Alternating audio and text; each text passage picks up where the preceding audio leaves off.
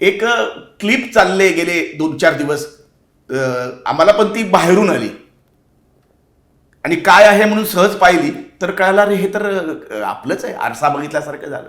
खान नावाचे सर आहेत पाटण्यामध्ये, त्यांच्या बाबतीतला एक दीड मिनिटाचीच क्लिप आहे, सगळ्यांनी बघायला पाहिजे ती. 1-1.5 मिनिटाचीच क्लिप आहे आणि ज्याला आम्ही कधी पाहिलेलं नाही असा माणूस ते सांगतोय. तो सांगतोय की खान सरांनी पाटण्यासारख्या ठिकाणी किंवा बिहारसारख्या राज्यामध्ये 7 रुपयात अमुक, 2 रुपयात ही तपासणी, 10 रुपयामध्ये ECG, 25 रुपयात ECG अशा त्या टेस्ट आणि इतर आरोग्य सेवा ते एका हॉस्पिटलला करतात.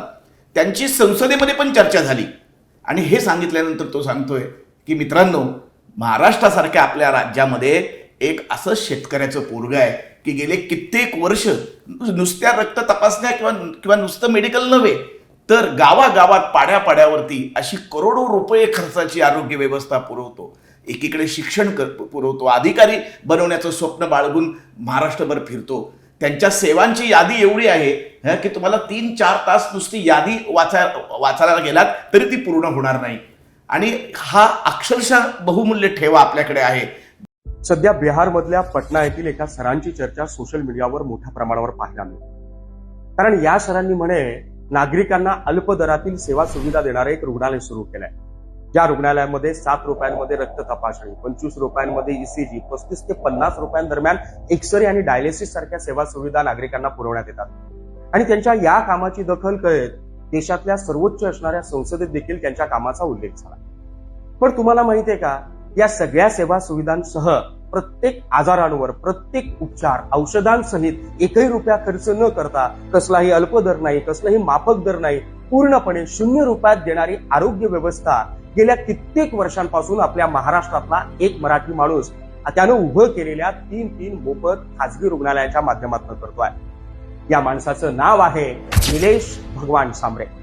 त्याने उभे केलेले हे 3 हॉस्पिटल, त्यापैकी एक पालघर जिल्ह्यामधल्या जडपुली येथे, ठाणे जिल्ह्यामधल्या आसनगाव शहापूर येथे आणि रत्नागिरी जिल्ह्यातल्या रत्नागिरी शहरात. या 3ही हॉस्पिटलमध्ये तुम्ही गेलात ना, तुम्हाला डायलिसिस रूम पाहायला मिळेल, एक्सरे सेंटर पाहायला मिळेल, सोनोग्राफी सेंटर पाहायला मिळेल. अद्ययावत बेडनं सज्ज असलेले हे 3ही रुग्णालय, तिथे तुम्हाला एक्सपर्ट डॉक्टर्स, वेल ट्रेन स्टाफ, चांगल्या दर्जाची स्वच्छता, या सगळ्या गोष्टी पाहायला मिळतील. पण या 3ही हॉस्पिटलमध्ये कॅश काउंटर अथवा बिल काउंटर नाही. मग विचार करा ना, माफक आणि अल्प दरात उभं राहिलेल्या रुग्णालयाची चर्चा देश पातळीवर होते, पण गेल्या कित्येक वर्षांपासून आपल्या खिशातले पैसे खर्च करून नागरिकांना 0 रुपयांमध्ये उभी केलेली आरोग्य व्यवस्था त्या निलेश सांबरे नावाच्या माणसानं निर्माण केली आहे. त्या माणसाची चर्चा करण्यात आपण कमी पडलोय का? त्या माणसाच्या कामाला लोकांपर्यंत पोहोचवायला कुठेतरी ही तरुणाई कमी पडलीये का, याचा विचार करावा लागेल. ज्या बॅरिस्टर नाथ पै आणि मधु दंडवतेंचा वारसदार म्हणून ज्या सांबरेंना संबोधतात, त्यांचं कोकणाचं ऍक्च्युली स्वप्न काय आहे, काय कोकणचं ऍक्च्युली दुखणं काय आहे? कोकणच्या बाबत म्हणायचं गेलं तर आपला कोकणी माणूस फक्त रत्नागिरी आणि सिंधुदुर्गच म्हणजे कोकण समजतो, परंतु वास्तव परिस्थिती तशी नाही. पालघरचा आदिवासी माणूस असेल, ठाणे जिल्ह्यातला आगरी समाजाचा मच्छीमार माणूस असेल, कोळी असेल, इतकंच नाही रायगडमधले असेल आणि रत्नागिरी सिंधुदुर्ग कुणबी समाज आहे का. हा 5ही जिल्हा म्हणजे आपलं एक कुटुंब आहे आणि या 5ही जिल्ह्याची समस्या एकच आहे का, उद्या छत्रपती शिवाजी महाराजांच्या लढ्यात सगळ्यात जास्त हुतात्मे या 5 जिल्ह्यातनं झालेले आहेत. इंग्रजांचा लढा असेल याच जिल्ह्यात 5ही जिल्ह्यातनं झालेले आहेत. महाराष्ट्राचा 1 मे 1960चा जो महाराष्ट्र स्वतंत्र झाला त्या लढ्यातले हुतात्मे या जिल्ह्यातले. परंतु आज आपण कोकणी माणूस कुठे आहोत? आज एवढा चांगला 650 किलोमीटरची समुद्र किनारपट्टी आहे, परंतु आज आपण कुठे आहोत? आज आपल्या कोकणामध्ये भिवंडीला राहणारे धीरूभाई अंबानी आज जगात कुठे गेलेत? त्यांचा मुलं कुठे गेले? काल परवा मी त्यांच्या मुलाची, दुसऱ्या मुलाची व्हिडिओ ऐकत होते, ते कुठे गेले? परंतु आपण कुठे आहोत? आपण आहोत मारायला किंवा मरायला. आपण आहोत पालघरचा आमचा आदिवासी माणूस आहे, तो कुठेतरी वीटभट्टीवर कामाला, कन्स्ट्रक्शनच्या बिल्डिंगमध्ये कामाला. ठाण्याचा आपला माणूस आहे, तो कुठेतरी हॉटेलमध्ये वेटर आहे, कुठेतरी सिक्युरिटी गार्ड आहे. रायगड, रत्नागिरी, सिंधुदुर्गचं तेच आहे, रिक्षा आहे का, कुठेतरी झालात तर नगरसेवक. नगरसेवक म्हणजे खूप मोठं काहीतरी झालं. शाखा प्रमुख नगरसेवक आहेत, याच्या पलीकडे नाही आहेत. गाडीचा ड्रायव्हर आपला कोकणी माणूस आहे, घरात काम करणारी ताई आपले, सिक्युरिटी गार्ड आपला आहे. याच्या पलीकडे कोकणी माणूस गेला पाहिजे. गाडीची कंपनी बनवणारा कोकणी माणूस झाला पाहिजे, शिक्षण देणारा कोकणी माणूस झाला पाहिजे का, चांगल्या एज्युकेशन हबवून चांगल्या पद्धतीने शिक्षण देणारा, उद्या IITला येणारा पहिला विद्यार्थी हा आपला कोकणातील झाला पाहिजे. एवढंच नाही का, उद्या आपण देशातला पहिला प्रयोग केला आहे कारण शिक्षणाशिवाय कोकणाचं परिवर्तन होऊ शकत नाही. कोकणाच्या 5 जिल्ह्यामध्ये आपल्याला 50 CBSE शाळा, ज्याप्रमाणे ठाण्याची सिंगाणे आहे या धर्तीवर आपल्याला करायचे आहेत. त्यापैकी 9 CBSE शाळा आपल्या सुरू झालेल्या आहेत.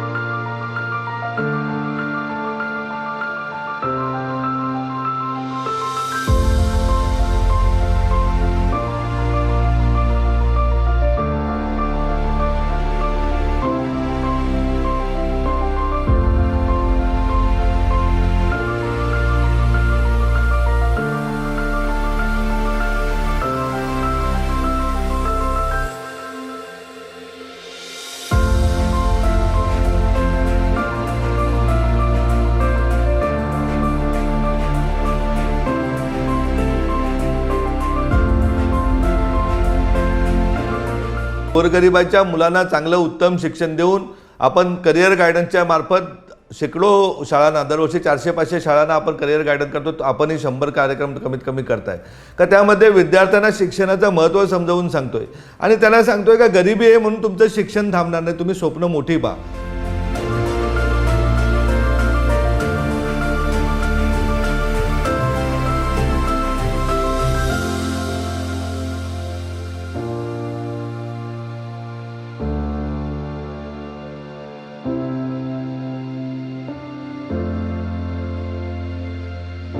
आपल्या देशातच नव्हे तर जगाच्या सर्वोच्च पदावर आपला माणूस गेला पाहिजे आणि तो जेव्हा जाईल तेव्हाच आपली मान खरोखर कोकण समृद्ध आहे असं समजेल. मी वारंवार भाषणांनाही सांगत असतो की एक कोकणातील आपला तरुण तरुणी जर सुप्रीम कोर्टाचे न्यायाधीश असते किंवा हायकोर्टाचे न्यायाधीश असते तर 20 वर्ष कोकणचा महामार्ग जो रखडलेला आहे तो रखडला नसता. आमचा वाडा भिवंडी रस्ता तो रखडला नसता. परंतु आपली माणसं उच्च पदावर नसल्यामुळं आपण मागे पडलेलो आहेत. तर प्रत्येक क्षेत्रामध्ये का आपल्याला माहिती नाही आपला माणूस पंतप्रधान होईल का नाही होईल, परंतु पंतप्रधानात चालवणारे PMOमध्ये अधिकारी आपले गेले पाहिजेत, सर्वोच्च न्यायालयाचे न्यायाधीश आपले गेले पाहिजेत. जर कोकणच्या रेल्वेचे लाईन वाढवायचे आहेत किंवा नाशिक डहाणू रेल्वे मार्ग न्यायचा आहे, दिवा डहाणू न्यायचा आहे, तर रेल्वेचा सेक्रेटरी हा आपला या मातीतून गेला पाहिजे आणि त्याची स्वप्न विद्यार्थ्यांना दाखवून सत्यात उतरवण्यासाठी त्यांना प्लॅटफॉर्म उभा करून देण्याचं काम आहे. परंतु दरवर्षी किमान 5 जिल्ह्यातनं 5 UPSCचे टॉपर आपले झाले पाहिजेत विद्यार्थ्यांनी, हे आपलं स्वप्न.